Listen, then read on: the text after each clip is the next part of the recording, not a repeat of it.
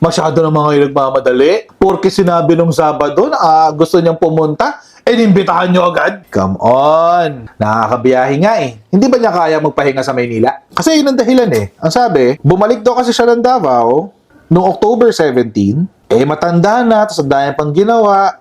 Masama ang pakaramdam niya at kailangan magpahinga. Paanong short notice? Tagal-tagal na siya pinapapunta. August pala, pinapapunta na siya eh. Anong sabi ni Sal Panelo? It's not important. It's a waste of time. It's a pointless exercise or useless exercise.